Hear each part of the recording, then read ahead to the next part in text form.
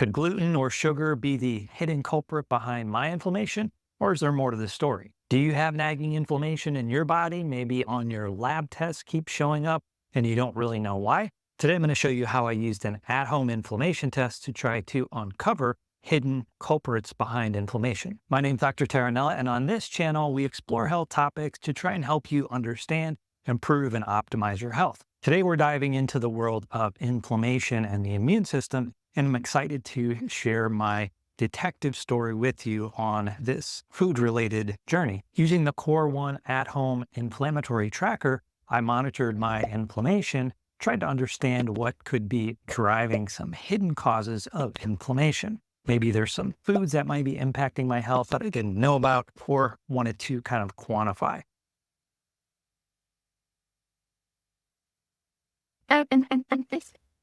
So this device, the Core 1 device, measures your sedimentation rate, and it's a general and non-specific marker of inflammation. And I'm going to share my findings with you and discuss some of the potential of this device, where you might use it to help you understand different aspects of your health. So the first step in this process is trying to get a baseline. And before we did that, though, I wanted to validate that the device was actually accurate and had a similar finding to what I would get on a lab test if I did the same test. So I conducted a finger stick test and used the Core 1 to get a sedimentation rate reading. And then I also sent a sample into the lab and basically compared the two to see if they were similar. And so these are the results here. You can see I had a 2 on the result from the laboratory test, and here's the result from the Core 1. So they are within a few points of one another. I don't think it's going to be exactly the same. I actually did do these a few days apart. Initially, didn't think that was a big deal. I think I'm going to go back and actually do them simultaneously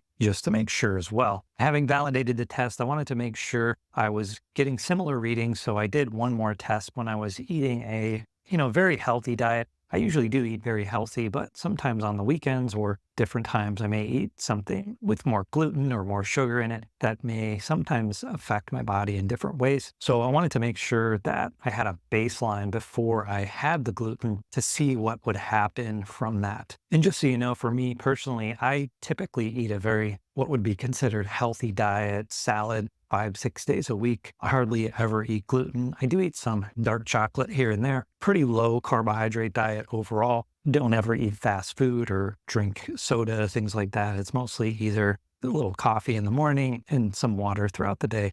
So I basically made sure I was staying away from the things like gluten and chocolate and any sort of, extra things before I did my baseline test. So my first couple results were below 10, and the optimal range for this test is going to be less than 7. The actual abnormal range is much higher than that. I think if you're going to try this kind of thing on your own, you want to make sure you do kind of follow a similar plan where you're eating a very healthy diet. You don't have to necessarily do a full-on elimination diet or autoimmune protocol diet, although that would be ideal that you did that and basically checked your baseline levels, then introduce one food at a time every 48 to even 72 hours to see what's happening each time, and then test after you eat that food at different time intervals. And we'll get into that here in a minute as well. But consistency is key. You want to make sure you know what your baseline is and what the deviation from that is with each different food item that you're testing. And this is really helpful too, because there are food sensitivity tests available, but those are prone to error. And so what I typically tell my patients after we do those is that,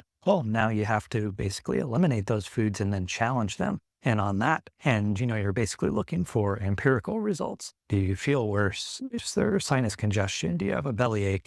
Do you have fatigue or some other symptom that's happening? And if you don't, well, maybe that food is fine, but you may not be registering the actual inflammation consciously. And so a test like this can be really helpful and useful, whether you've done a food sensitivity test or not. You can kind of use this in the same way. But I do think it's important to maybe do like 5, 6, or even 8 tests to get a normative range before going on to do the experimentation with said food, whatever that is. For me, I decided I wanted to eat pizza. I love pizza and I don't eat it very often because, well, it can cause some bloating here and there and discomfort. I'm not necessarily always symptomatic after I eat pizza, but if I were to eat it consistently more than a couple of times a week, gluten and things like that, then I definitely would note it. And sometimes even if I just have it once, I'll have some digestive discomfort from it. And I'm curious if anyone else experiences this too with different foods that they're consuming. I'm sure a lot of people do. This device can potentially help you figure out which foods those are for you.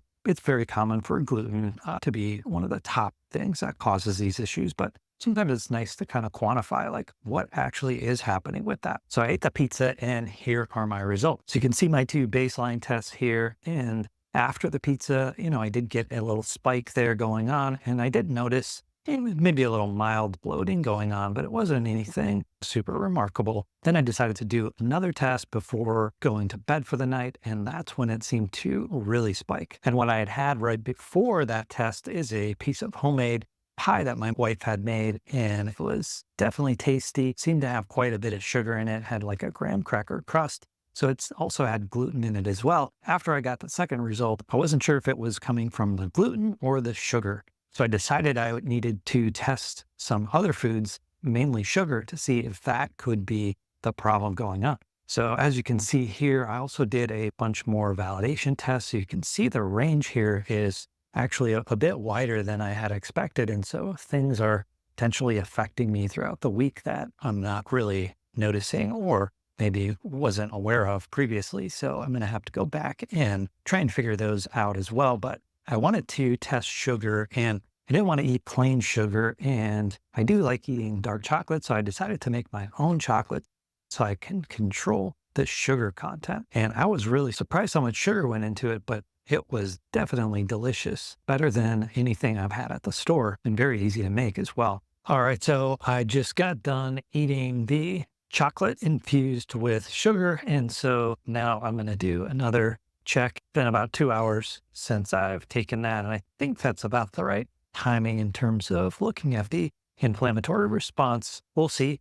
I'm still playing around with the parameters there, but I think it'll be interesting to see what this result shows given the history with the spike after the pizza and the pie. This will help further clarify what could be driving that increased rate of sedimentation rate. All right, let's see how it comes out. Here are my results 2 hours later, just like the pizza. So I have my baseline result here. And after eating the chocolate, the inflammation level, the sedimentation rate actually went down. So that was confusing. You might be wondering why the heck would that happen, as I was as well. Well, more on that in just a second, but you might be wondering, why does this matter? Why is inflammation important? Well, inflammation is a critical part of our immune system, and our immune system is a very important aspect of how our bodies are working on day to day. Inflammation can basically distract your immune system from focusing on or being able to hone in on more serious threats, just like being overwhelmed with small tasks cause us to be missing important deadlines or get distracted. And the same thing can happen with our immune system. So understanding and managing your inflammation is key to maintaining a healthy immune system, a efficient immune system that can prevent chronic health issues, even heart disease and cancer. At the core of those are immune problems. There's a buildup of plaque, which is immune-mediated problems. And obviously with cancer, the cancer cells are evading the immune system. So this device offers us a way to track more nuanced, low-grade inflammation before it becomes more of a major problem. So the device definitely proved accurate and it aligned with standard lab tests for the most part, from what I could see. And for now, I think gluten seems to be the bigger offender for me, but I'm not satisfied with the results that I got. And so I'm going to go back and look at some of these things in a more nuanced way, a deeper way. And if you're using this at home, I'm going to share what I think you should do, how you can learn from my mistakes. So basically, I recommend testing at longer intervals after you consume the food or potential trigger. I would be testing at 3 to 4 hours, 6 to 8 hours, and 12, 18 hours. Based on the data from the gluten, I think the sweet spot seems to be around 6 to 12 hours. And I'll share more of this information as I continue to test. The idea is that it takes a certain amount of time for your food to be absorbed, which is going to be about 1 to 2 hours. And then from that, then the immune system has to get activated if it's going to. and then you're going to start producing fibrinogen. All that is not going to happen within 2 hours. So I think as far as the sugar goes, you definitely want to give a little bit more time. So I wouldn't be doing a 2-hour test. I would definitely wait a bit longer.